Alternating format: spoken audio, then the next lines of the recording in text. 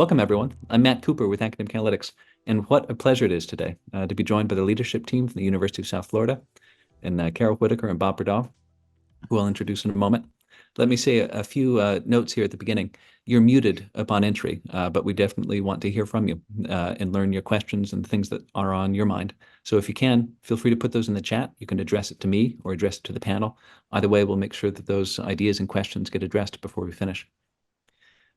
Today's discussion is moderated by Carol Whitaker, former Vice President for Research at The Ohio State University and a Senior Advisor with Academic Analytics, and Bob Berdahl, Chancellor Emeritus at the University of California, Berkeley, former President of the AAU and Senior Advisor also with Academic Analytics. Bob, let me turn it over to you. Welcome. The floor is yours. Well, thank you very much, Matt. It's a great pleasure to welcome everyone to this webinar sponsored by Academic Analytics on the power of sustained focus. Developing and planning a vision for the future of an institution. And we have this morning or afternoon, wherever you are, a presentation about an institution that has a true success story to tell. And it comes from the planning that began 20 years ago when the University of South Florida put together a plan with the goal of becoming members of the Association of American Universities, and worked on that plan throughout the past 2 decades and achieved that membership invitation this year. So we're greatly interested in this power of this message that we have. And we're joined today by 3 outstanding leaders at the University of South Florida. First of all, President Rhea, who has had a very long association with the University of South Florida. She was a student there. Subsequently to that, she was a member of the board. And while she was board chair, she helped author the strategic vision that led to ESF's growth and success, and moving it from being a regional campus to becoming really a national university as it joined the AAU, and reflecting on the great research that is being taken on and accomplished by that institution. We're also being joined by Prasant Mohapatra, who is the Dean of Engineering, was a Dean of Engineering, and now is Provost and Executive Vice President at University of South Florida. He came in 2023 from the University of California, Davis, where he was also the Vice President, Vice Chancellor for Research. And he'd been Dean of Graduate Studies at Davis as well. And he's joined the faculty and the administration at the University of South Florida. And then finally, our third presenter will be Charles, or Charly as he's well known, who is the Dean and the Executive Vice President for the University of South Florida Health College of Medicine, the Morisani College of Medicine. He has previously been at NYU, at Yale, at Ohio State, and he is leading a really incredible growth and success story in the College of Medicine there. So with those bit of introductions, I will turn the microphone over to President Law, who will begin our discussion today. President Law. Thank you so much. And thank you to all of you for joining us today. This gives me an opportunity to talk about something that's very near and dear to my heart, and that is the University of South Florida. As you just heard, I started out at the university originally, not only as a student, but also as a staff member. And then through all of this process to come back and now serve as president as we're achieving some of our very audacious goals is really gratifying. Let me tell you a little bit about the university. We have about 50,000 students from 150 different countries. We offer 200 majors and concentrations, and we really focus on student success. That's not surprising, given that that is one of the very important metrics that you need to meet in order to achieve AAU eligibility. We also are at the forefront of discovery. we are one of the most research-intensive universities in the nation. And as a matter of fact, in 2023, we were awarded a record high $692 million in research funding. And we're also ranked one of the top universities in the country, 14th among public nationwide for patents. And we're also 34th worldwide. So we really focus on our productivity in patenting and innovation, as well as the research that we focus on.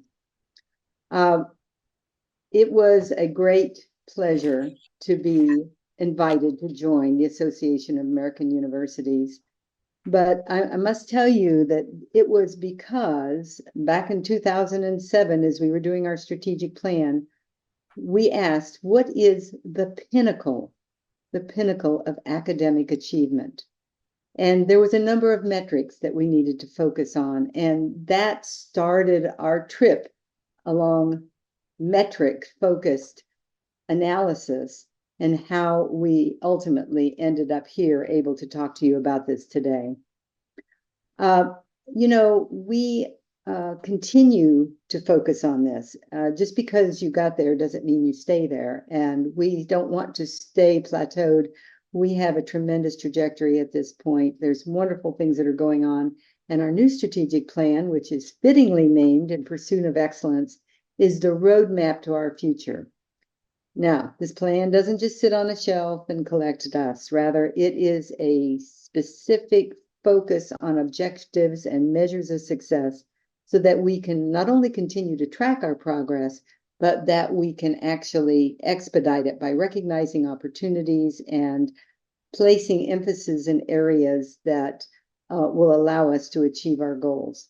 So academic analytics is one of the many tools that we use to help us drive our strategic planning. Through academic analytics, we saw a big picture view of all of our research activity happening across our university. It really allowed us to think about the breadth and depth of our faculty scholarship and our expertise. And as I said before, it helps us identify new opportunities for enhanced collaboration. Some of these things are not obvious, but nevertheless, once you start seeing them in a format like this, you begin to have the pieces come together and you can really focus on your strengths and how to enhance those. So it's that visualization that you see on this slide that really helps you make the connections amongst our university researchers. And you're able to see how those researchers that have scholarship relating to infectious diseases ultimately turned into a major area of focus for USF Health. And I think that in a few moments, Dr. Lockwood will be able to share with you a little bit more about our global virus network that we just announced yesterday. So you're one of the first to hear about that. But we are now going to be the home for the Global Virus Network, which is an organization comprised of the world's foremost virologists from over 80 centers of excellence and affiliates in more than 40 countries. It's very exciting for us. And again, it's all about the focus. It's all about the analytics and the power of the analytics that lets you drive down into those areas that you can really be the very best in. Next slide. With that, again, you see in this slide that as another benefit, it helps us understand our strengths. And it helps us understand how we stack up against our peers or how we might collaborate with our peers in the future.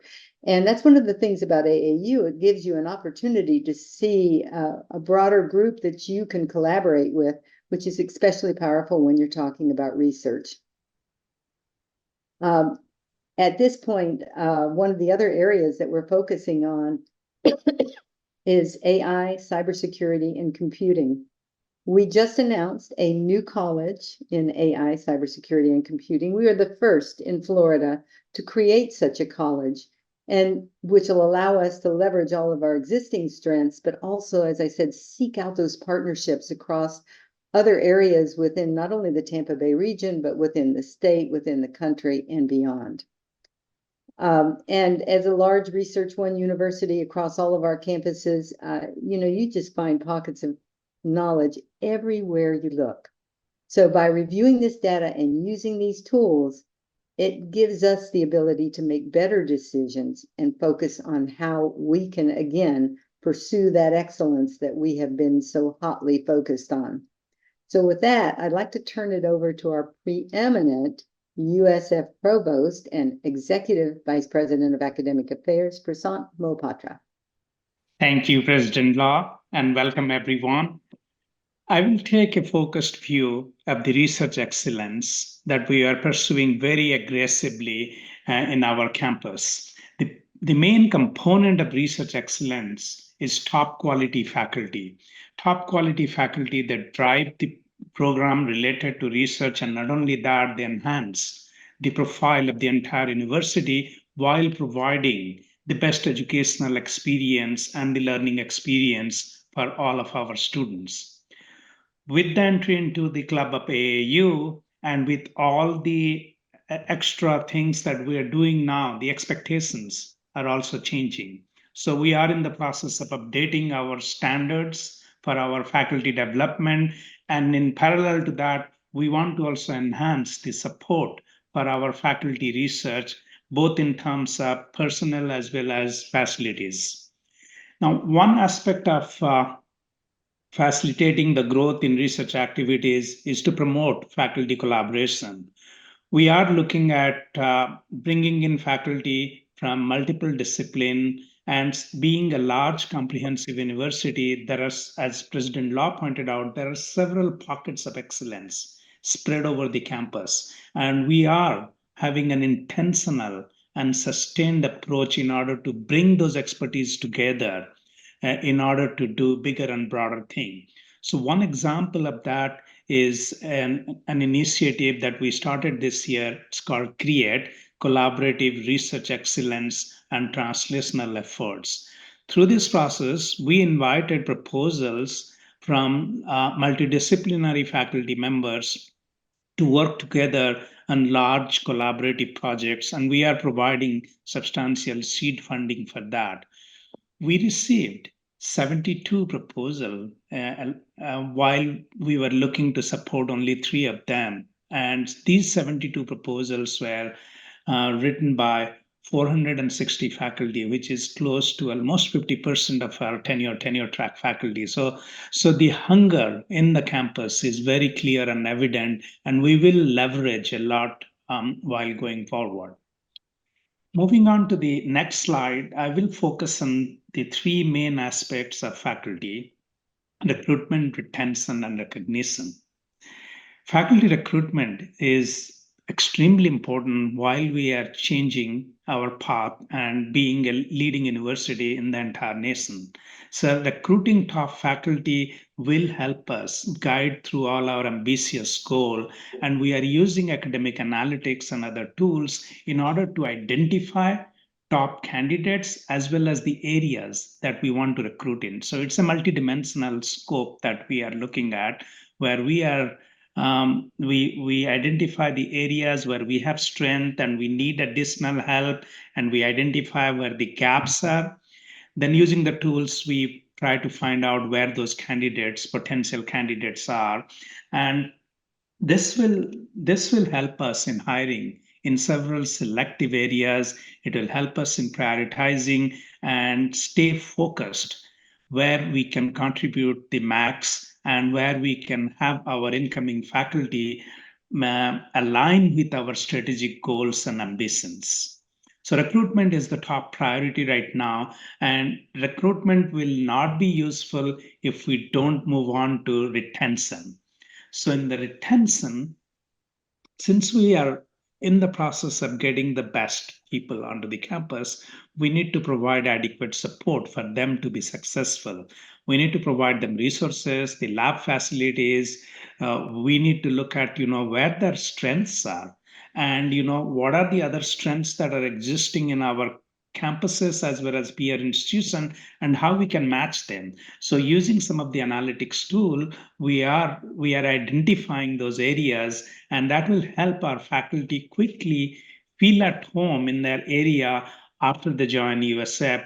And this is extremely important because, hiring the top quality people, if it is not followed by strong retention efforts, the all the work that is done in hiring will be wasted. So the retention is an extremely important aspect of growing the quality of our faculty researchers.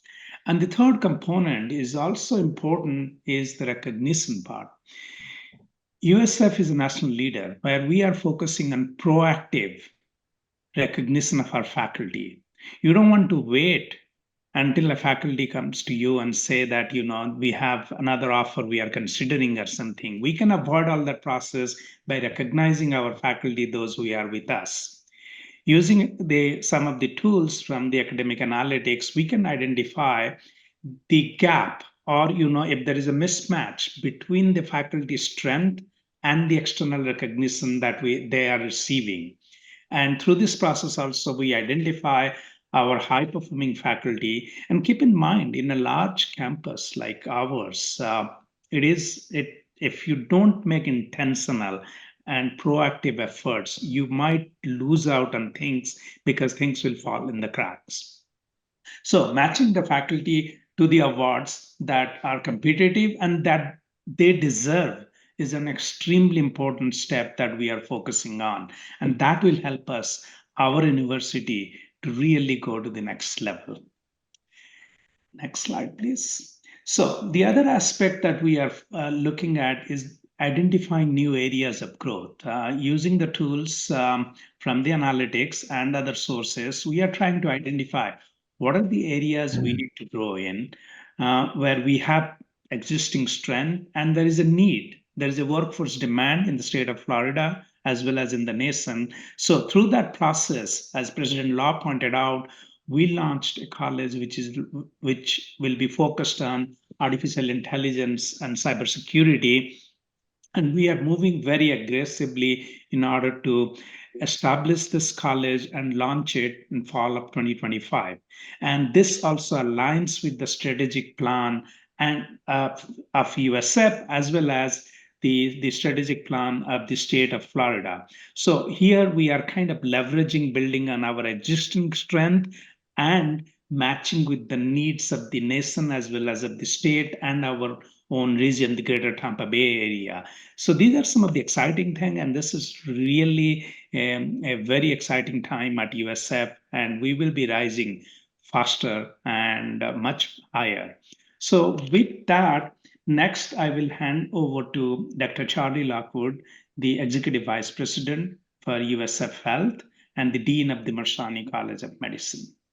Thanks, Prasant, and good morning and good afternoon, everyone. So a little bit about USF Health. We're 4 colleges, including the medical school, the College of Nursing, College of Public Health, College of Pharmacy, 2 schools, School of Physical Therapy and Rehabilitation Sciences, and a graduate school, which has about now over 1,000 grad students.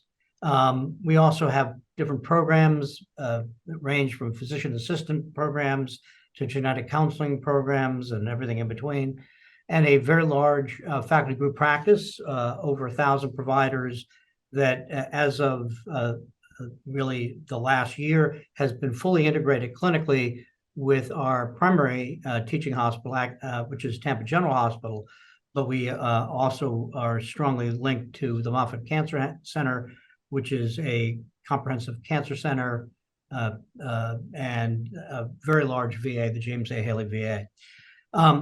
We are about $1.1 billion a year in total revenues and have about 5,000 undergraduates. I don't think when people think of these health science colleges that we would have many undergraduates, but between nursing and public health, we have about 5,000 undergraduates and obviously many, many professional students. So when I came here, the challenge really that I was given was become a research-intensive medical school. I like big challenges, and that was a big challenge. We really were a community-based medical school. We were in all the different community hospitals in the region, and our relationship with our two primary teaching hospitals wasn't great. So that needed to be worked on. And obviously all this involved a significant amount of cultural change. Culture is not easy to change. And so this was definitely an evolution, not a revolution. And we worked on it at multiple levels. Obviously, at the faculty level, we focused on the need for research from all of our faculty, but particularly our basic science faculty to start with. We changed our A&P document. We provided bonuses. We reorganized our research office. We allocated space in a much more logical way, provided pilot awards and bridge awards and support with grants, and improved our pre and post award processes. And we also focused on our students. When I got here, only 20% of the students did research projects. This year, 98.7% of them had theses. We started an MD PhD program. Students are taking an extra year for research increasingly. So the other part of this was recruiting. As we recruited NIH-funded investigators, we found magically that many of the folks that had been here for a while that had lost their funding suddenly regained them. And there was a whole morale change that started in the basic science departments because we were funding and expanding our surgical programs very rapidly because we wanted to build revenue in our clinical practice. They really grabbed the ball and ran with it. ENT and ophthalmology are, high in the Blue Ridge in research, and psychiatry is in the top 30 now. So many programs kind of began to leap into it. We're now focusing on internal medicine. But we really changed the culture completely. And I think the other part of this was very, very focused goal settings. We said we can't be great in all things. We're going to pick a few areas that we're really going to triple down on. Obviously, cancer, Moffitt Cancer Center had an excellent research program that has literally more than tripled since I've been here in terms of NCI funding. We chose cardiovascular disease because the building I'm in, which didn't exist when I arrived, this brand new medical school in this beautiful Water Street district on the waterfront of Tampa, was really the result of philanthropy. It was a result of a really focused approach by the university and the legislature. And we were funded to build both a medical school and a heart institute. That meant we had to build strong cardiology and cardiothoracic surgery at Tampa General, and really focus like a laser beam on different topics, particularly heart failure, because we had a growing heart transplant program and heart failure program. We have 4 floors here. We've built out 2. They're completely full. The 3rd floor will open in September. That will be completely full. And then we have a 4th floor that is under construction. So we're trying to keep up with the demand. In neuroscience, we had a wonderful Bird Alzheimer's Center that had 1 R01 investigator. That building is entirely full. There are, at last count, 20 separate PIs with NIH funding, and the clinical practice has grown. Unfortunately, we are in Florida. Neuroscience, I think, benefited from very strong clinical departments. Neurology has about 170 clinical trials at last count. The Department of Psychiatry has grown in multiples. We are about to open in about 8 months our new psychiatric hospital, which will have 126 beds, maybe more. I can't keep track.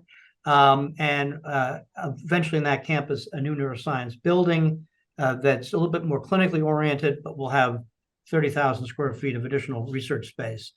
And the 3rd pillar was, or the 4th, including cancer, was infectious disease. And the reason for that is somewhat lost in the mist of history, but had to do with a very strong malaria program in the College of Public Health and a strong clinical program at Tampa General.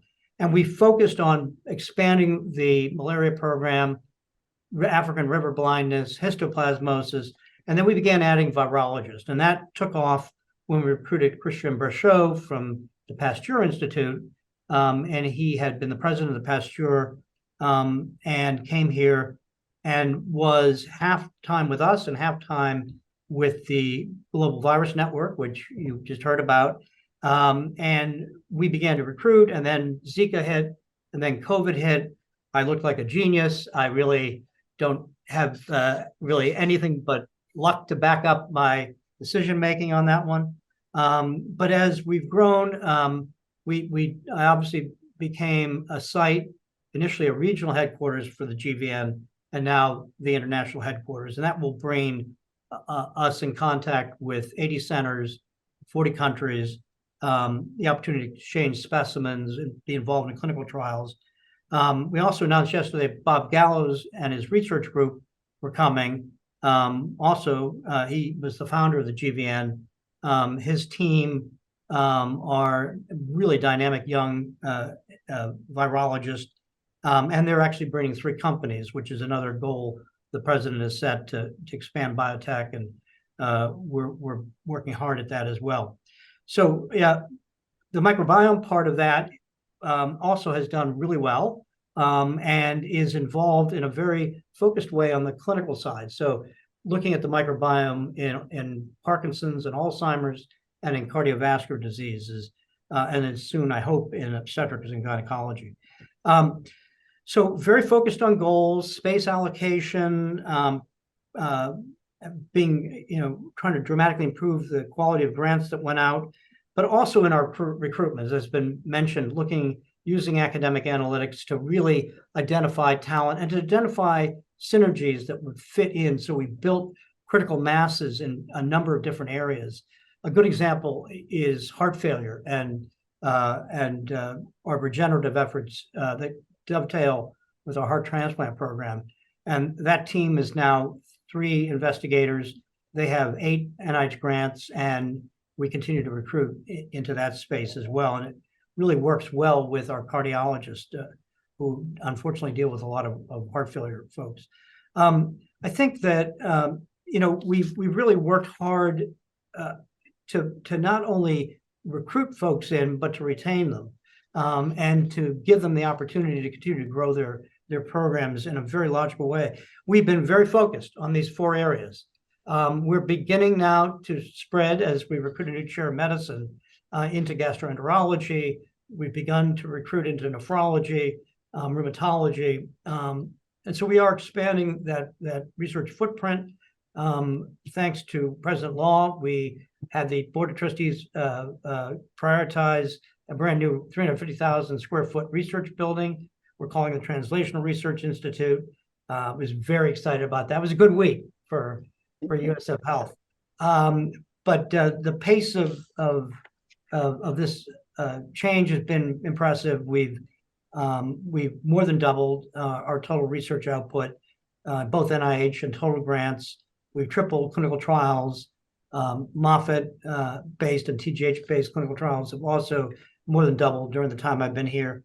So, I would say that very focused, very, very analytical. And I think this has allowed us to play Moneyball again and again and again to recruit folks that probably we would not be able to afford in 5 or 10 years. But I think it's now allowed us to create critical masses that seem to be magnetically tracking additional people that are literally asking us about coming to Tampa. So very exciting time for all of us. And I think we have time for questions.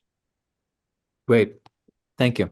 Let's enter a chapter of discussion and Q&A here. If you have ideas, questions you'd like to be addressed, I see several chat messages coming in now. Feel free to put those in the chat. Let me turn next to Carolyn Whitaker, former Vice President for Research at The Ohio State University. Welcome, Carol.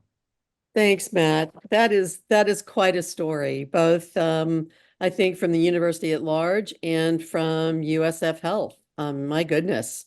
I wanted to congratulate you on your invitation to join AAU, and that gives you quite a platform. And so that's sort of my first question, really goes to President Law.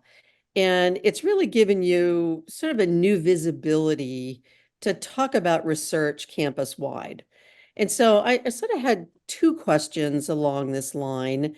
So how has this shaped the conversation, first of all, with the board at the top of the university, and then sort of within the university? Because not everybody may be familiar with AAU, from the student, staff, even some faculty may not be familiar with AAU. So if you could start with the board, President Long, tell us how it shaped your conversation with the board. Well, thank you for that question. This is one of the benefits that I never saw coming. When we originally identified AAU eligibility as a goal, it was because we wanted to be the very best, and we were focusing on what preeminent practice would be.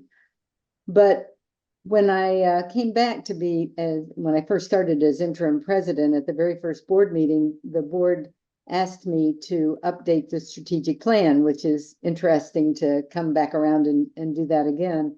And of course, we put AAU eligibility in it again, and we talked about where we were and where we needed to go. And, we met metrics, but we wanted to continue to get better. So here, just 2 years later, I was calling my board members to advise them that we had received an invitation to join the AAU. And the first reaction that I got from most people is absolute disbelief. They didn't really see where we were.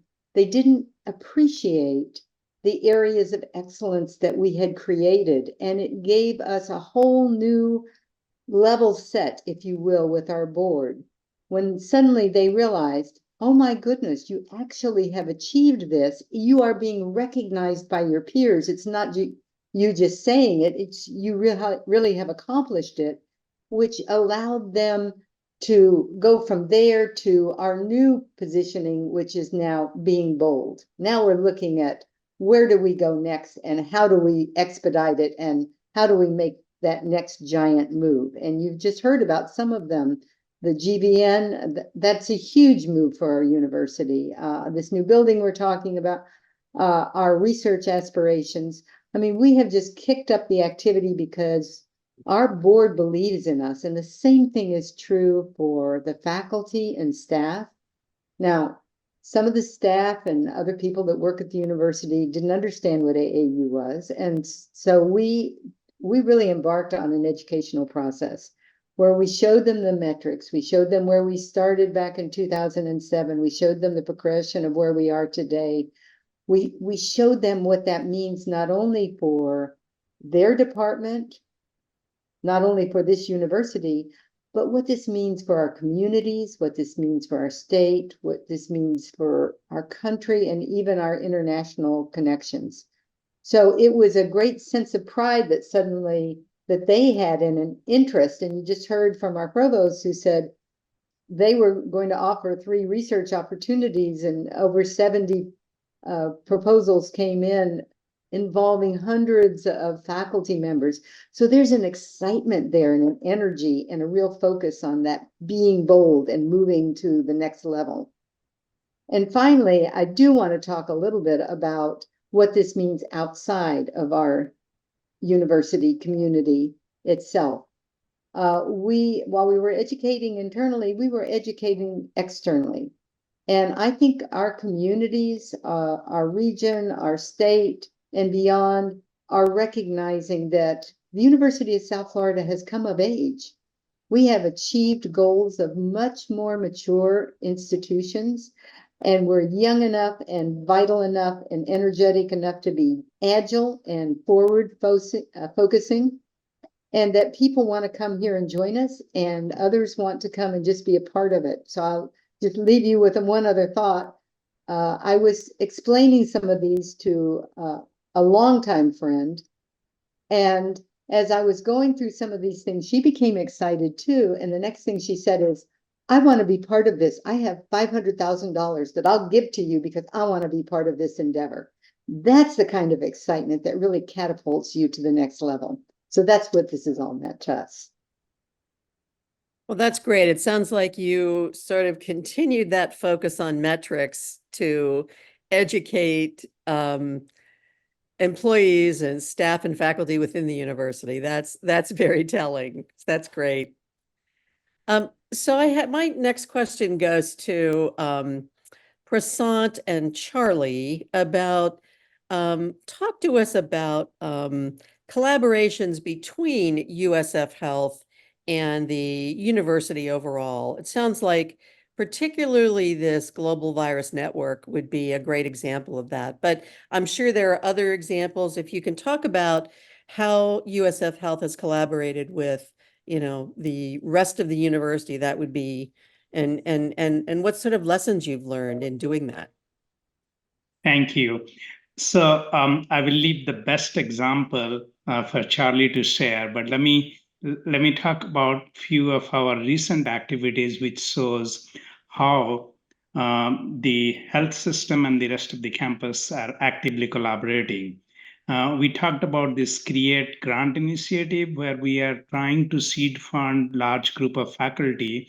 We will be making the announcement of the winners probably in a day or two, but I can give you advance information that 2 out of the 3 awards that are being made are collaboration between the health system and the non-health side of the campus. So there is a lot of active engagement between the medical college and engineering college, college of arts and sciences, and even with our college of business. So that the interest in the faculty in leveraging collaboration of the comprehensiveness and exploiting the comprehensiveness of our campus is huge. And I think that we want to maintain that trend. We want to facilitate that. And going forward, we would like to see more similar engagement, because that's where you make bigger and broader impact. And if you look at the federal agencies, that's the area where there is a lot of encouragement and recognition that we are kind of primed to take advantage of. Charly, you want to add another great example? I do, and actually, Carol, this actually, I wish I could take full credit for it, but it started at Ohio State with Dean Williams in the College of Engineering there, and we had this vision of creating a joint department. So when I got here, our dean of the College of Engineering at the time, Bob Bishop, and I really began to plan and plot and scheme to create a true joint division where there would be faculty from both colleges physically co-located with common interests, but slightly different perspectives.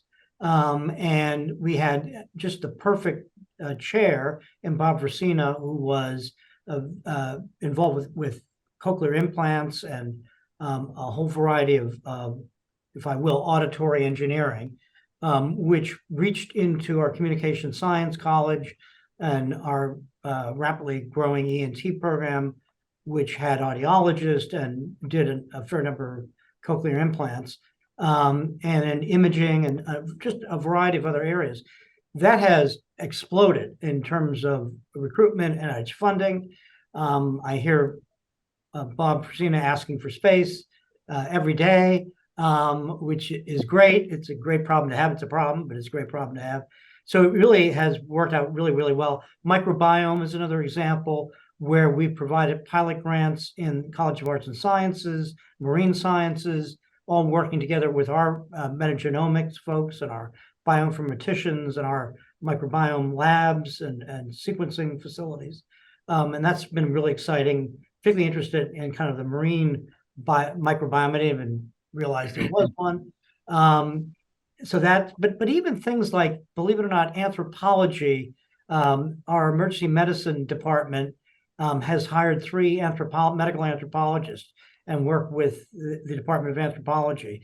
So there are a lot of really fascinating connections across the entire campus, many of which I wouldn't have dreamt of when I got here. But it is a very friendly place. It's easy to work across borders and boundaries, rather, maybe borders too. But and then finally, business. We have all kinds of faculty development programs both for our faculty and the staff at Tampa General that the Muma College of Business provides. And that's fun. I teach at a couple of those, and it's really, I think, been an important part of our leadership development strategy. Great, thank you. Could I jump in with a question for all three of you, if I may? Charly, you mentioned that you realized you couldn't invest in all areas and you couldn't be excellent in all areas, and that's obviously true for the campus as a whole. But as you introduce exciting new programs and investing in exciting new programs, sometimes I know the faculty who aren't in those programs sometimes feel pretty left out. And you want to sustain a level of excellence across the campus that is comparable, as much comparable as possible. And how do you sustain the same kind of energy, the same kind of morale in those areas that you aren't obviously investing new resources in? How do you sustain that kind of focus as well as all of the new programs? Yeah, this is always a big issue. It was certainly an issue I ran into when I was at Yale. Unfortunately, I wasn't the dean. The dean had to worry about that, and at Ohio State. So the truth is that when I got here, we had relatively little, a relatively small footprint in NIH funding. We had one very big group, Jeff Krischer, and Jeff Krischer does bioinformatics, particularly with clinical trials and type 1 diabetes and autoimmune diseases, and is many years the top NIH-funded investigator in the country, and has annual NIH funding of between 45 and 65 million. But there was probably about 35 million total at Moffitt, and about 15 million in NIH funding when I arrived, amongst all the other faculty in the medical school, other than Jeff and Moffitt. So there weren't a lot of toes to step on, honestly. We built this enterprise, and we're now at about 140 million in NIH funding, by recruitment and by just being lucky that there were a core group here already in those areas, which was part of the reasons we honestly chose those areas. Now we're starting to branch out, and so we will hopefully maintain the same incredible focus, but with multiple areas. A good example of the clinical version of this was Tampa General. When I got here, there were no clinical service lines, and then we developed a transplant service line, third busiest transplant program in the country, and a heart and vascular, and then neuroscience. And then now we're up to 12 clinical service lines. 10 of them are directed by our chairs or division directors. And they've helped us build our clinical research in the hospital as well, and create, I think, much stronger programs to recruit great fellows and residents, and young faculty and physician scientists. So, we really had the benefit of starting almost in a green field. It would have been much harder if we had, big areas that I had to say, well, we can't focus on you. And I'm sure that is a job that, a tough job that many deans have to face. So let me add to that with a little broader view of the campus. Having 200 plus programs all over the campus, it is very important to do periodic health check of those programs. And we believe in the principle of data-driven decision making, and we use tools in order to analyze the trends. And again, we don't want to wait until it's the time to drop a program or something like that. We look at the trends, how the programs are moving, are they aligned to our strategic vision, and are they meeting the demands of the region, the state, as well as the nation. And if we find that there is some mismatch, and as you rightly pointed out, Bob, it's not that easy, to tell faculty that we are dropping something. Instead of dropping anything, we try to identify the strength of the faculty and probably repackage some of the program in a different way to make the repackaged version, which could include multiple programs, combining different programs or bringing in some new people and rearranging the structure to make it more competitive and align it with the vision and the current needs of the region or the state. So it is a difficult process, but it is equally important that we do periodic check of such situations so that we don't miss out on any great opportunities or we don't efficiently utilize the limited resources we have.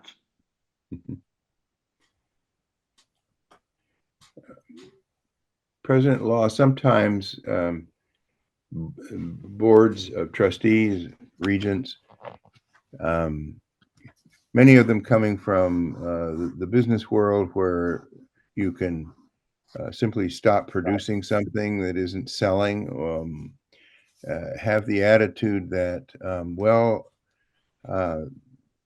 this particular program isn't very popular, or that isn't where we think you ought to be spending money. But nevertheless, these are important educational programs that the institution really has to have. So how do you talk to the board about that issue of we have to have strength as much as we can across the board? We can't do away with the math department or the English department or one of the humanities departments simply because it is a little less of a shiny object. So do you talk to the board about those kinds of issues, and how do you focus that? Well, I do talk to them about it, but I think I come to it from a little different perspective because I was in the business world. I ran a Florida and then a national law firm for 40 years. And so I come to this with a different perspective, but one that's grounded in the importance of having those foundational areas that every university must have. And it really is about communication. It's about showing them the big picture. And I'll give you an example because just earlier this week, we had a budget workshop and we brought in not only our board of trustees, but our campus boards. So we wanted to get as wide of an audience as possible, our faculty, staff. We invited everyone to come and be part of the discussion that we were having them. And we ran them through the decision-making matrix that we utilize in order to prioritize not only any new funds that we may have, but existing funds, and to look at areas where perhaps we don't have the interest, but we have either a requirement or alternatively a need to have foundational support there. But we talk about what our priorities might be going forward. And we have a quote transformational fund that's focused just on what are the new things that are timely and relevant that we need to be at the forefront of. Where are the areas where we need to move forward? A great example of that, obviously, is our AI and cybersecurity college. We have been the home of Florida, Cyber Florida, which was an institute created by the legislature statewide, but it was housed at the University of South Florida. As of this year, it has become part of the University of South Florida and gave us an incredible kickstart towards this new college.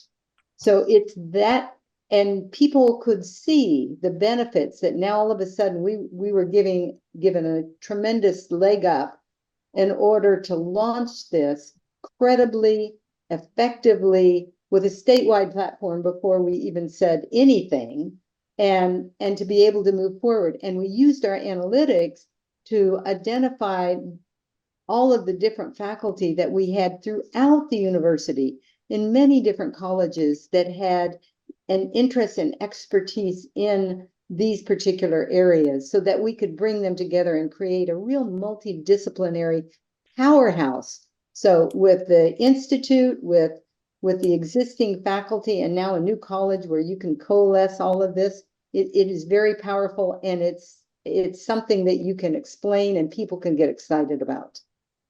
Great. Matt, you have some questions coming through the chat room, and Yes, indeed. Good. Several here. And Charly, first question for you. You talked a lot about culture change and some of the empirical approaches around playing Moneyball, as it were, and really looking at strengths and having a metrics-driven focus. You're using a lot of the benchmarking data from academic analytics on the medical and clinical health enterprise. There's a question here about essentially tips for using that data in culture change and helping people make the link between that kind of evidence and how they can see themselves in it. Yeah, it's a great question. So one of the things I did here, again, we did this at Ohio State as well, was to transform the appointment and promotion and tenure guidelines to make them quantitative, essentially completely quantitative. And as occurs in many schools, we found a lot of variability. There were a lot of decanal overrides of A&P decisions, which I always thought was disrespectful, but sometimes necessary, that have been going on for a long time. So we made them, and we really sought to get consensus from all the faculty broadly and the chairs to do this, but we made essentially them entirely quantitative. And when you do that, you have to transform the evaluation process, which becomes entirely quantitative. And when I mean entirely, I mean virtually entirely quantitative. And as we've talked about with you all, obviously there are clinical components to that, and they include things like RVUs and Press-Ganey scores and patient outcomes and outcomes in the hospital. We are obviously very interested in citations and publications, but and obviously NIH funding, submissions of grants, and so forth.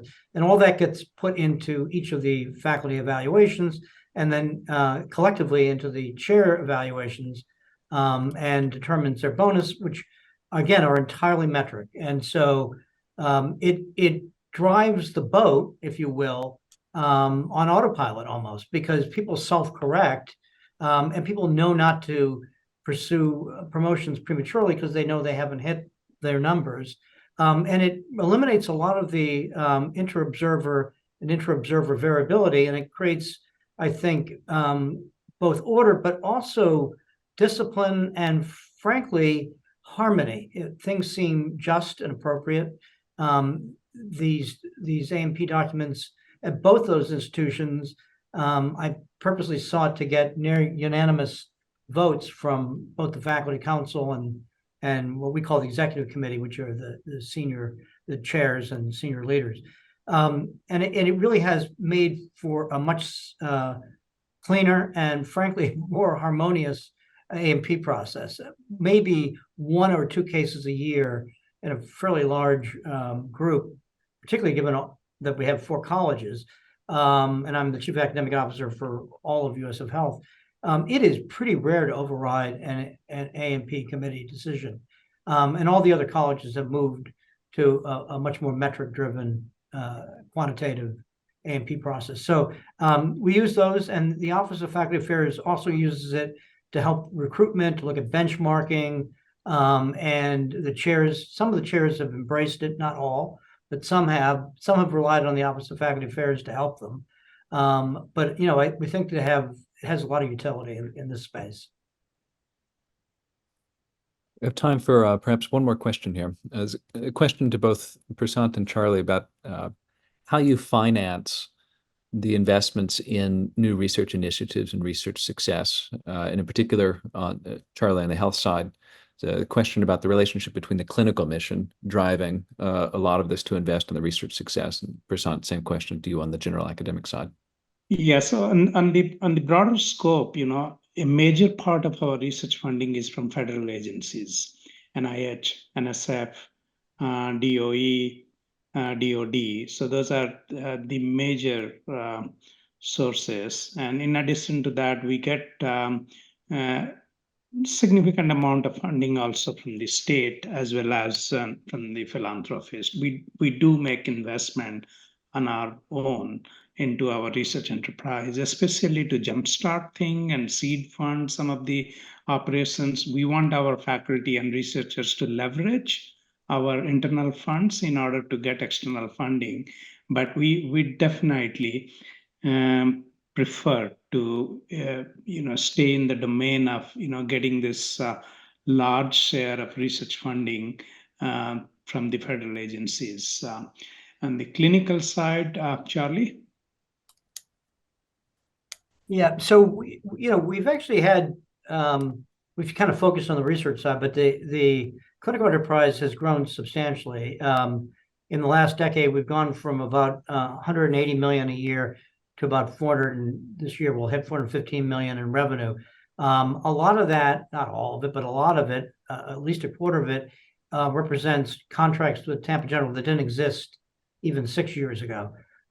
So as we work in a fully integrated way with Tampa General, our recruitments are designed to both meet the needs of the hospital, but also to meet the academic needs of the medical school and the individual departments. But we do have a dean's tax. As of July 1st, that dean's tax will no longer be a problem for our faculty or our faculty practice. It'll come from Tampa General Hospital, but that has helped us in ways that you kind of expect. Startup packages. It's helped with. We don't use it for recurring money, but we use it for facilities. A lot of the remodeling and construction of new lab facilities over the past decade have been self-funded, including all 4 of the floors in this building in the Heart Institute through the dean's tax. So that's been very, very helpful. In the new model, it really is drawn from the net patient service revenue of the entire academic medical center. So instead of a $415 million enterprise, a $2.8 billion enterprise. So, but it also, I think, is a sign of just how committed Tampa General is in our success.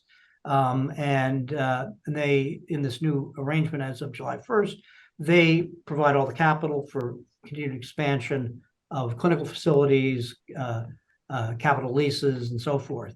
So it allows us to kind of not worry as much about that. The chairs still run their departments clinically, and they make the clinical decisions in concert with our joint management service organization called USF Tampa General Physicians Group. But the revenues to the departments are such that the chairs now can have a chairs tax that they can use to support unfunded research. And Tampa General will also increase our GME funding to support resident and fellow research. So it's been a really wonderful relationship, and it's had very material benefits to the medical school. Obviously, we are a state school, and we get a substantial amount of support from the state. So we're very, very grateful for that.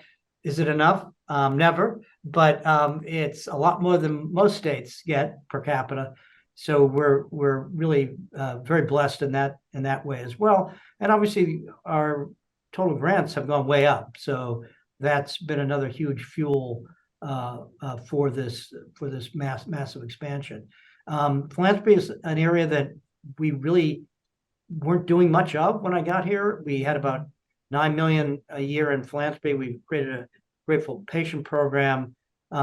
We hope this year to be well over 30 million, and that seems to be the new baseline. But our goal eventually is to be about where Ohio State was, which is between the Wexner Medical Center and the medical school. When I left, I think it was something like 150 million a year, or some crazy number. So Tampa General has started fundraising as well. We benefit directly from that.